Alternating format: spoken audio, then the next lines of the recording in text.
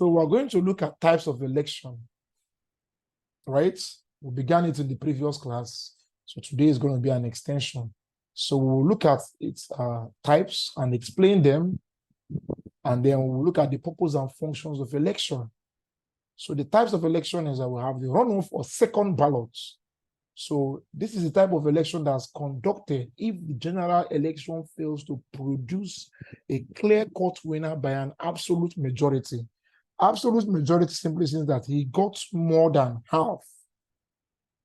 So if we have 100 electorates, person A gets 65 to 70 electorate. It means that he won by absolute majority. That means he won more than half of those that came to the electorates. That is the idea of absolute majority. So when the election fails to produce an absolute majority, right, this is when none of the candidates contesting wins an absolute majority. We are saying the same thing. The runoff election is then conducted among the candidates with the highest votes. So if there are 3 candidates, maybe candidate 1 and 2 will now be taken. So you see, which is usually the 2 candidates with the highest vote will now be taken. So the candidate with the simple majority of votes at the end of the second round, which is the runoff or second ballot, now becomes the winner. So it's popular in Germany and France. So if like we have 3 candidates, at the end of the day, 3 of them couldn't get an absolute majority. The first and second are now taken. So whoever wins, right? Whoever wins, either by a simple majority, tends to win the election, right? So the advantage of this system is that it leads to the emergence of the candidate with majority support. And the disadvantage is that it's a waste of time and money. Let's look at by-election. This is an election that is held to fill a political office that became vacant, right? Let's say there was an election in Nigeria and have a president and a vice. And over the time, let's say the president died, like the time of Yaradua, when he died. Now, fortunately, the Nigerian constitution does not allow for by-election in that kind of situation. So good luck continued as the acting president. But in the legislature, if a senator is called back or recalled by his people, they are meant to conduct a by-election to fill that position. So this is usually caused by resignation. Can you see it? Death, recall of an elected representative.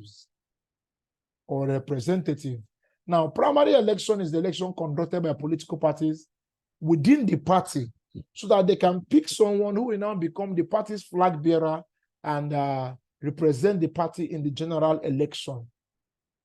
Do you get my point now? The party now, the election they conduct to pick somebody who will now represent the party, like Tinubu emerged the candidate of APC because he won the primary election within his party. He now came out and now became the flag bearer of his party. The next one is referendum or plebiscite. This is when voters are required to show their preference on constitutional matters or issues in the society, right? They are meant to do this by answering a question yes or no. For example, the Nigerian government can ask the people, they want to do a referendum, and they ask, do you want fuel price to go beyond 500 or below? Answer yes or no, right? Now, however, where a yes or no vote has to do with local issues within a particular locality, it is now called plebiscite. So referendum and plebiscite are the same thing.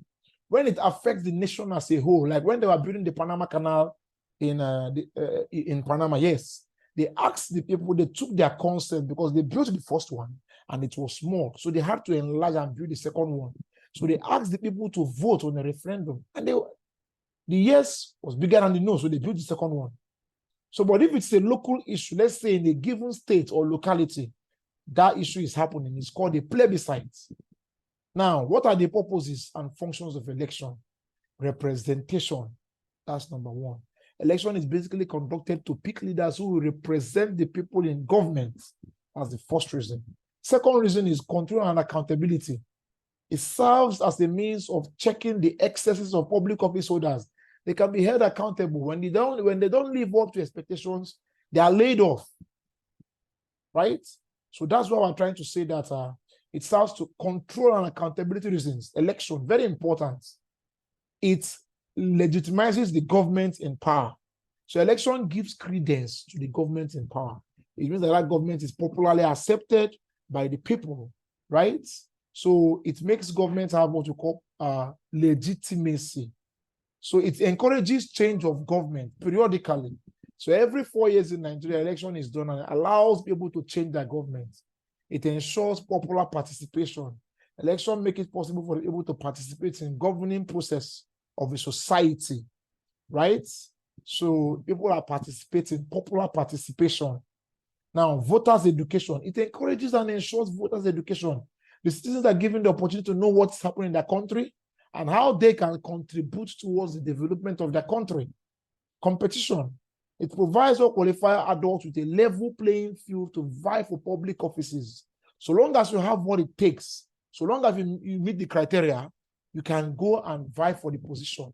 This ensures healthy rivalry, and it means that whoever wins at the end of the day is the popular choice, right? So don't forget, we looked at two things today. We looked at a continuation of the types of election, and we also saw the purposes and functions of election. So I'll be resting my case here. If you have any question, let's meet in the comment section.